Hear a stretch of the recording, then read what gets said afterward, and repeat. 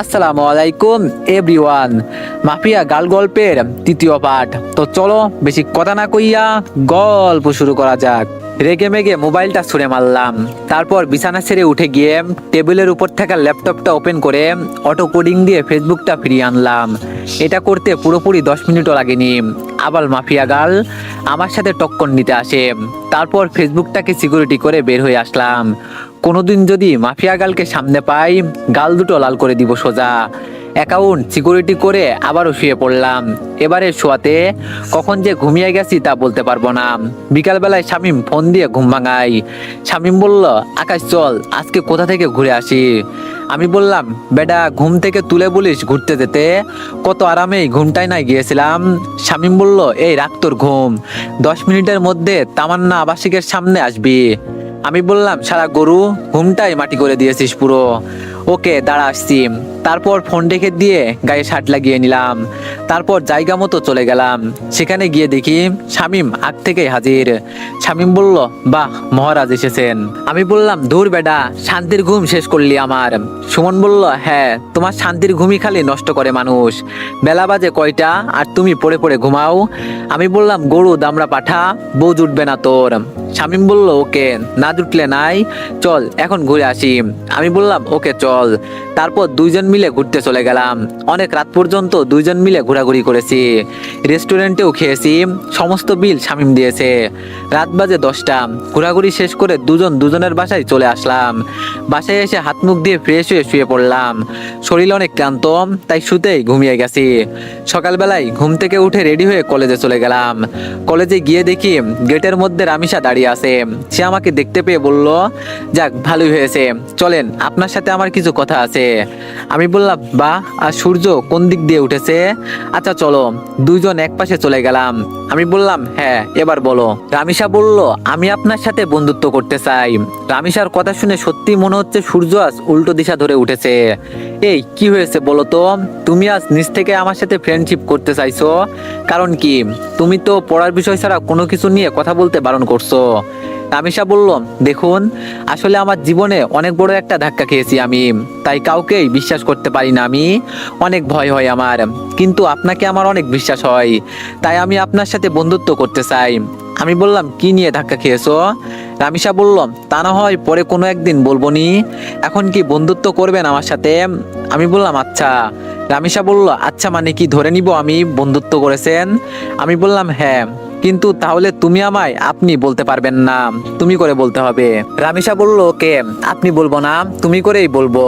রামিসার সাথে বন্ধুত্ব হয়ে কি যে খুশি লাগছে তা বলে বোঝাতে পারবো না, কারণ ভালোবাসার প্রথম ধাপ বন্ধুত্ব। রামিসার সাথে আমার সেটাই হয়েছে। এর মাঝে কয়েকটা দিন কেটে গেছে। ধীরে ধীরে দুজনের বন্ধুত্ব আরো গভীর হয়ে গেল। দুজন দুজনের অনেকটা ক্লোজে চলে এসেছি।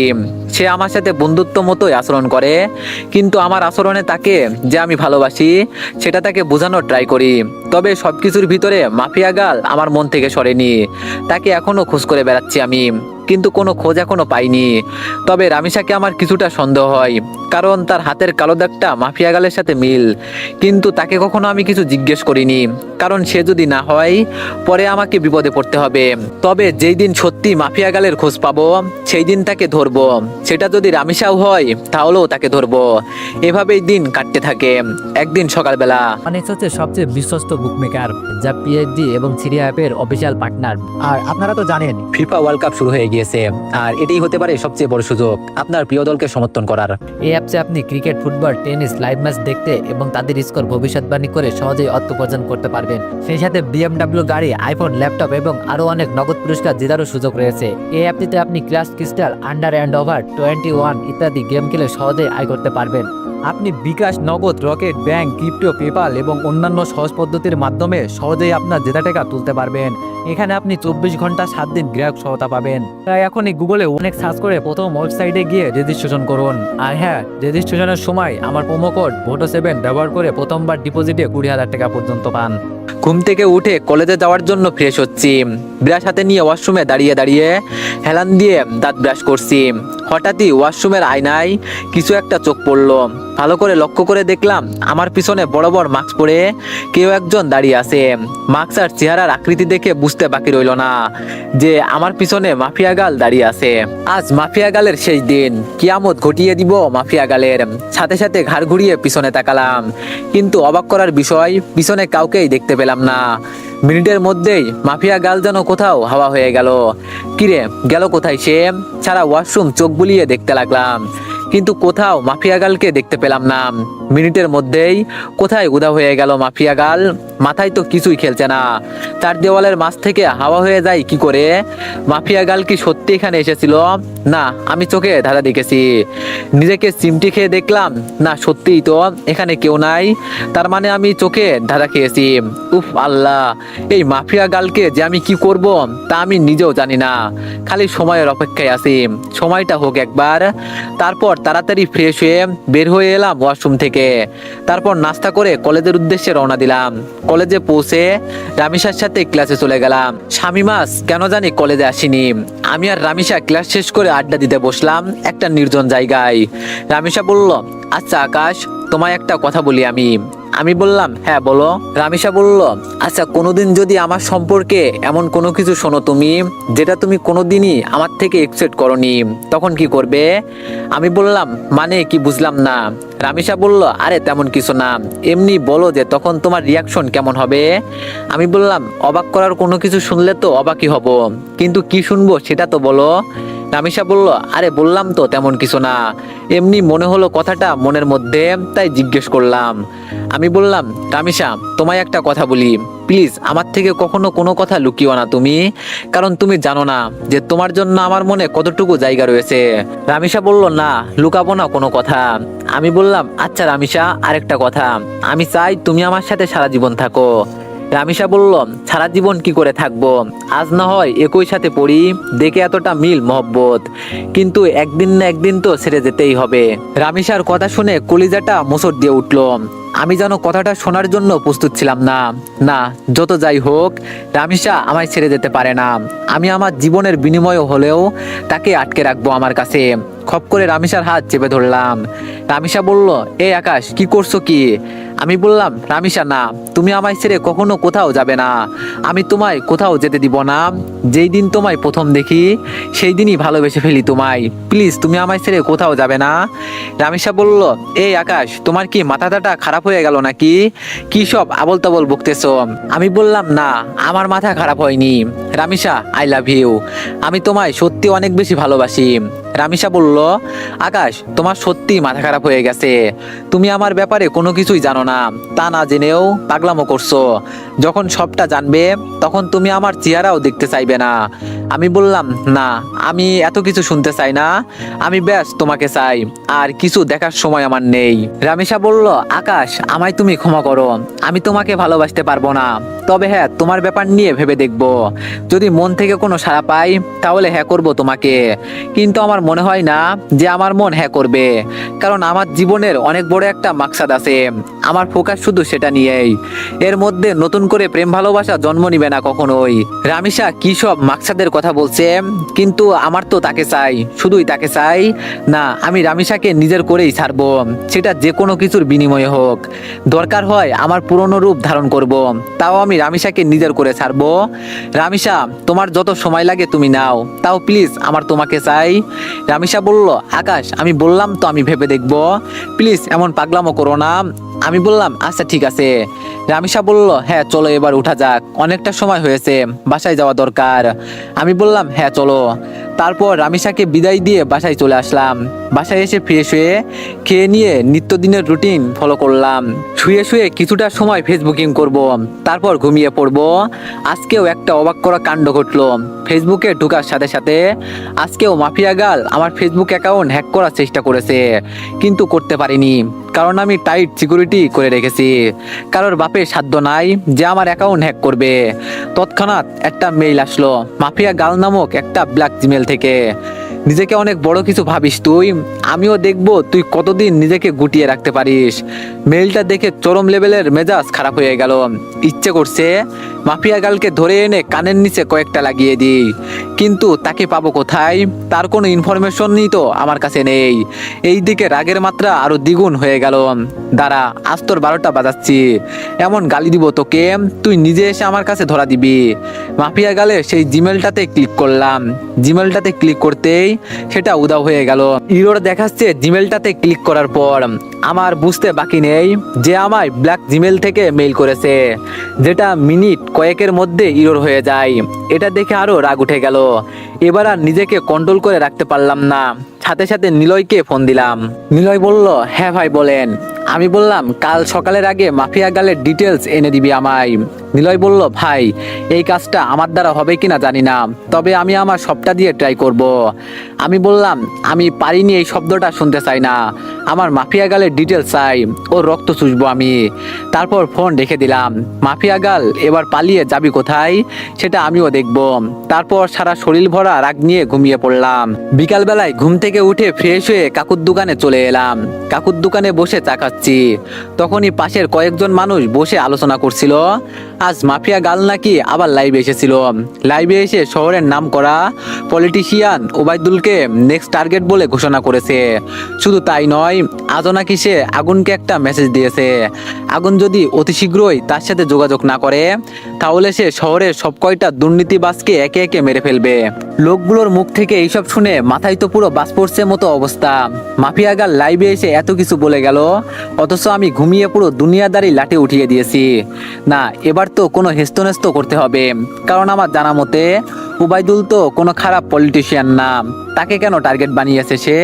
আগে যাদের মেরেছে তারা না হয় খারাপ ছিল, কিন্তু ওবায়দুল তো তাদের মতন না। এইসব নিয়ে ভাবছিলাম, তখনই একটা পরিচিত নাম্বার থেকে ফোন এলো। বাবা কেমন আছিস? আমি বললাম, হ্যাঁ মা ভালো, তুমি কেমন আছো? মা বলল, তোকে ছাড়া কি করে ভালো থাকি বল, সেই কবে বাড়ি ছেড়েছিস, আজ কতদিন হলো তোকে দেখি না। আমি বললাম, মা তোমার ছেলে মানুষ হওয়ার জন্য খারাপ মহল ছেড়েছে, তাতে কষ্ট পাওয়ার কি আছে, তোমাদের তো আরো খুশি থাকার কথা। মা বলল, সে যাই হোক না কেন, কিন্তু কোন মা তার সন্তানকে এতদিন না দেখে ভালো থাকতে পারে? আমি বললাম, মা প্লিজ মন খারাপ করিও না, আমি খুব তাড়াতাড়ি বাড়িতে আসবো। মা বলল, বাবা খুব তাড়াতাড়ি না, কালকেই তুই বাড়িতে আয়। আমি বললাম, মা কাল কি করে আসবো বলো, আমার ক্লাস চলছে তো।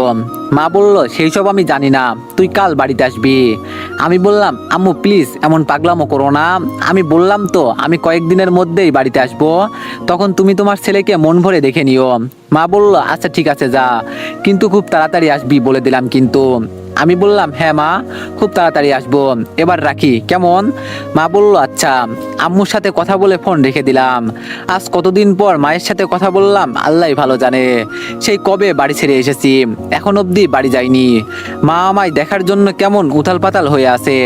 না, কিছুদিনের মধ্যেই একবার বাড়ি যাব আমি, কিন্তু আমি যেই কারণে বাড়ি ছেড়ে এসেছি সেটা এখনো হয়নি। বাসার লোক সবাই জানে আমি নিজের জীবন গোছানোর জন্য বাড়ি ছেড়েছি, কিন্তু এর পিছনেও যে একটা রহস্য লুকিয়ে আছে সেটা কেউ জানে না। তবে হ্যাঁ, আমি সাকসেস হয়েই ছাড়বো। তারপর নিজের বাসায় চলে আসলাম। বাসায় এসে কিছুটা সময় বই নিয়ে ঘাটাঘাটি করে উঠে পড়লাম। কোনো কিছুতেই যেন মন বসছে না, কারণ কখন সকাল হবে আর কখন নিলয় আমাকে মাফিয়া গালের ডিটেলস দিবে, সেই চিন্তায় খালি মাথায় ঘোরাঘুরি করছিল। যাক, কোনো রকমে খেয়ে দিয়ে ঘুমিয়ে পড়লাম রাতে। সকাল হলেই মাফিয়া গালকে সেটা আমি জেনে যাব। সকালবেলায় ঘুম থেকে উঠে মোবাইলটা হাতে নিলাম। ফোন হাতে নিয়েই দেখলাম নিলয় আমায় কয়েকটা ছবি মেইল করেছে। তাড়াতাড়ি মেইলটা ওপেন করলাম। মেইল করা ছবিতে ক্লিক করতেই যা দেখলাম তাতে তো পুরো দুনিয়াদারি চক্কর খেতে লাগলো আমার, কারণ ছবির মানুষটা আমার খুব পরিচিত, যেই মুখটার মুখোমুখি কয়েক হাজার বার হয়েছি আমি নিজের চোখকেই বিশ্বাস করাতে পারছি না। যেই মেয়ে সেই মাফিয়া গাল, যাকে আমি চোখের সামনে কয়েক হাজার বার দেখেছি, যার সাথে আমার চরম লেভেলের উঠা বসা। সাথে সাথে নিলয়কে ফোন লাগালাম। নিলয় তুই শিওর তো যে এই মেয়ে মাফিয়া গাল? নিলয় বলল, ভাই আজ পর্যন্ত আমার দেওয়া কোনো তথ্য কোনোদিন ভুল হয়েছে? আমি বললাম, না হয়নি, কিন্তু এটা কি করে সম্ভব নিলয়? ঈশিতা কি করে এমনটা করতে পারে? ঈশিতা তো আমার কলেজ ফ্রেন্ড ফ্রেন্ড ছিল, যার সাথে দীর্ঘ কয়েক বছর কাটিয়েছি আমি। কলেজ লাইফ পুরোটাই তার সাথে কেটেছে আমার। কিন্তু সে পরবর্তীতে এমন ভয়ঙ্কর রূপ নিল কেন, আমার তো নিজের চোখকেই বিশ্বাস করতে অবাক লাগছে।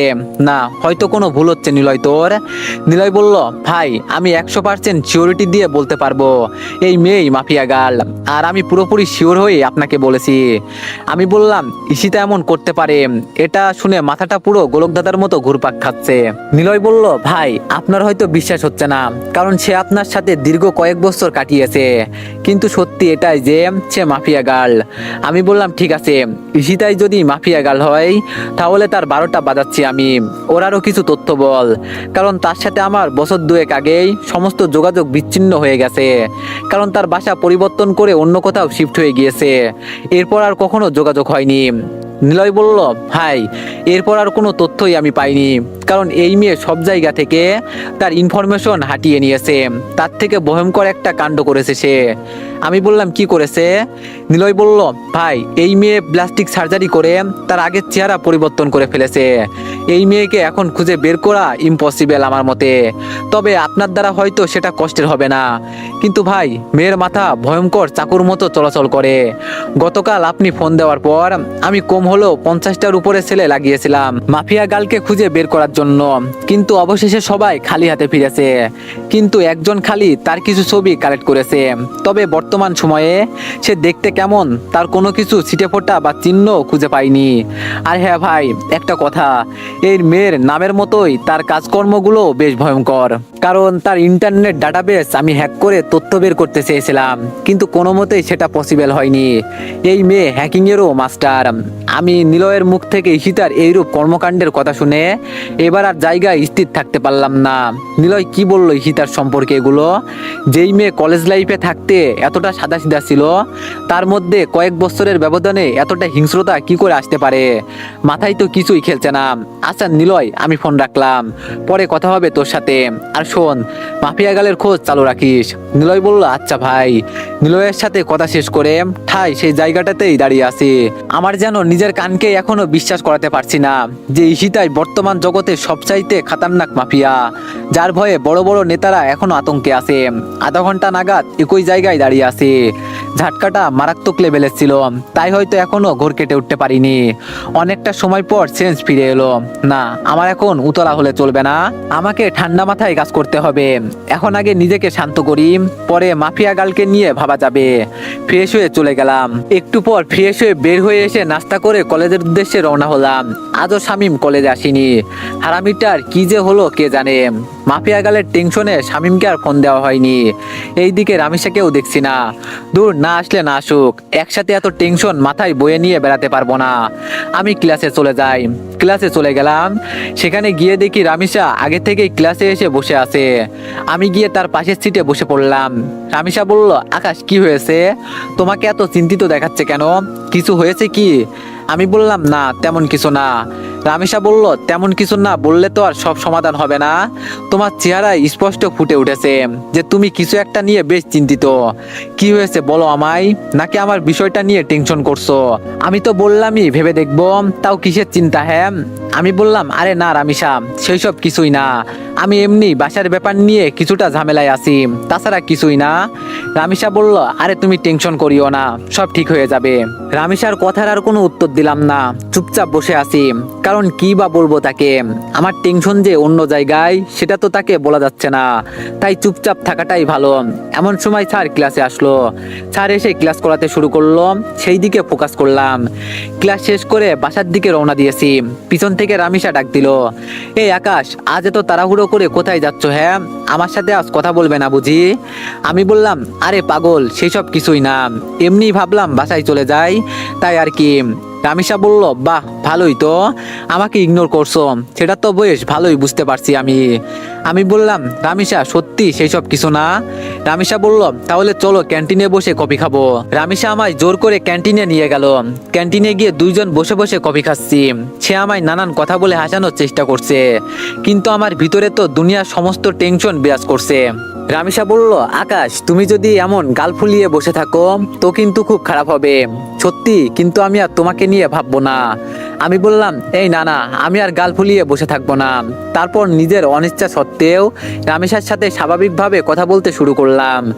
আর সে আমাকে হাসানো ট্রাই করছে। একটা সময় সত্যি হেসে দিলাম। মেয়েটার আসলে অসাধারণ গুণ আছে। এভাবে অনেকটা সময় বসে দুজন মিলে কথা বললাম। ভিতরের সমস্ত টেনশন দূর হয়ে গিয়েছে রামেশার সাথে কথা বলে। মন একদম ফ্রেশ এখন। তারপর দুজনেই উঠে পড়লাম ক্যান্টিন থেকে। অনেকটা সময় তো বসলাম, এবার বাসায় যাওয়া দরকার। রামেশা বলল, আচ্ছা তাহলে কাল আবার দেখা হচ্ছে আমাদের। আমি বললাম হ্যাঁ। রামেশার সাথে কথা শেষ করে বাসার দিকে রওনা দিলাম। অনেকটা শান্ত আছি এখন। না, এখন আর নিজেকে উত্তেজিত করা যাবে না। একদম শান্তভাবে কাজ করে বের করব এখন। তারপর বাসায় চলে গেলাম। বাসায় গিয়ে শান্ত মাথায় মাফিয়া গালের তলাশ করতে লাগলাম, কিন্তু ফলস্বরূপ কোনো কিছুই পেলাম না। বরাবরের মতোই জিরো আসলো। তাও নিজেকে সামলে রাখলাম, আমি খোঁজ চালিয়ে যাব মাফিয়া গালের। এভাবে কেটে গেল আরো কয়েকটা দিন। একদিন দুপুরবেলায় খেয়ে দিয়ে শুয়ে শুয়ে টিভিতে খবর দেখছিলাম, তখনই আরেকটা ভয়ঙ্কর নিউজ দেখতে পেলাম। মাফিয়া গাল আরেকটা হেডলাইন রটিয়ে দিয়েছে। সে পলিটিশিয়ান উবাইদুলের খেল খতম করে দিয়েছে। সে পলিটিশিয়ান উবাইদুলকে মেরে তার লাশ বাঁশডগার উপরে ঝুলিয়ে রেখেছে। এই ঘটনার পর প্রশাসন পুরোপুরি ফায়ার হয়ে গেছে মাফিয়া গালের উপর। দেশের মানুষ সবাই জানে যে মাফিয়া গাল 2 নম্বর মানুষদের খেল খতম করেছে। কিন্তু তারপরেও প্রশাসন তো আর চুপ থাকতে পারে না, কারণ সাজা দেওয়ার হলে দেশের প্রশাসন দিবে। দেশের আইন কানুন বলতেও অনেক কিছু রয়েছে, কেউ তো আর তার ঊর্ধ্বে যেতে পারে না। প্রশাসন পুরো হাত পা বেঁধে নেমেছে মাফিয়া গালকে খোঁজার জন্য। এবার হয়তো একটা হেস্তনস্ত করেই ছাড়বে প্রশাসন, কিন্তু আমিও তো হাল ছাড়ার মানুষ না। প্রশাসন মাফিয়া গালকে খুঁজে বের করার আগে আমিও তাকে খুঁজে বের করব, কারণ আমার তাকে আগে চাই। তাড়াতাড়ি নিলয়কে ফোন দিলাম আবার। সে হয়তো কোনো ক্লু দিতে পারবে আমায়। এতদিনে হয়তো কিছু হলেও হাতে লেগেছে তার। নিলয় বলল, ভাই দুঃখিত, এখনো আমি মাফিয়া গালের কোনো খোঁজ পাইনি। আর আমার মনেও হয় না যে আমি তার কোনো খোঁজ বের করতে পারবো। আমি বললাম, আচ্ছা ঠিক আছে, তাও তুই খোঁজ জারি রাখ। তারপর ফোন রেখে দিলাম। এবার সত্যি মনে হচ্ছে আমার মাঠঘাট বেঁধে নামতে হবে, কারণ এরপর আর অপেক্ষা করলে প্রশাসনের হাতে মাফিয়া গাল ধরা পড়বে। কারণ মাফিয়া গাল যত যাই করুক না কেন, সে একটা ভুল কাজ করেছে তার কোড দিয়ে। এটা দিয়ে মাফিয়া গালের সন্ধান বের হওয়ার 30% সম্ভাবনা রয়েছে। আমিও হয়তো চেষ্টা করলে করতে পারবো, কিন্তু আমার কাছে বর্তমানে তেমন ভালো স্পিড ইন্টারনেট নাই। সো আমি আমার চাকুওয়ালা মাথা চালাবো। শান্ত মাথায় ভাবতে থাকলাম শুরু থেকে সবকিছু। আমার খোঁজ যতদূর গিয়েছে সবটাই আবার পুনরায় ভাবতে লাগলাম যে মাফিয়া গালের খোঁজ করায় কোনো দিকে কমতি রেখেছে কিনা, বা কোনো কিছু আমার থেকে ছুটছে কিনা। তখন মাথায় আসলো রামিসার কথা। তাকে তো শুরুতে আমার একটু সন্দেহ হয়েছিল, কিন্তু এরপর তাকে আর ঘেটে দেখিনি। না, এবার রামিসাকে নিয়ে রিসার্চ করব, কিন্তু কোথা থেকে শুরু করব ভেবে পাচ্ছি না। এর মধ্যে মাফিয়া গাল আবারও লাইভে আসার ডেট দিল। হ্যাঁ পেয়েছি। এবার মাফিয়া গালের লাইভ করার সময় আমি রামিসার সাথে থাকবো। সে যদি মাফিয়া গাল হয় তাহলে তো তখন সে লাইভ করতে পারবে না, বা আমার সাথে সেই সময় থাকবে, বাহানা দেখাবে। তখন সেটা দেখেই যা বোঝার বুঝে নিব। পরের দিন মাফিয়া গাল আগের টাইমের নাই 3টায় লাইভে আসবে বলেছে। এইদিকে আমি রামিসাকে ফোন দিয়ে বলছি সে যেন আগামীকাল দুপুর 3টায় আমার সাথে দেখা করে। একটা জরুরি কাজ আছে তার সাথে আমার, তাকে বিশেষ কিছু বলার আছে আমার। সে সরাসরি না করে দেয়। রামিসা বলল, না, কাল দুপুর 3টায় আমার একটা বিশেষ কাজ আছে, তখন তোমার সাথে কোনোভাবেই আমি দেখা করতে পারবো না। রামিসার কথা শুনে খটকা লাগলো মনের ভিতর। তার মানে কি আমার ধারণাই ঠিক? রামিসাই সেই ক্রিমিনাল যাকে পুরো দেশের প্রশাসন মিলে বাতি লাগিয়ে খুঁজছে। ও মাই গড, মাফিয়া গাল এতদিন আমার চোখের সামনে ছদ্মবেশ নিয়ে ঘুরছে, অথচ আমি তাকে চিনতেই পারিনি। তো এভরিওয়ান, নেক্সট পার্টের জন্য সবাই একটু বেশি বেশি লাইক আর একটা করে কমেন্ট করে দিয়েন। ধন্যবাদ।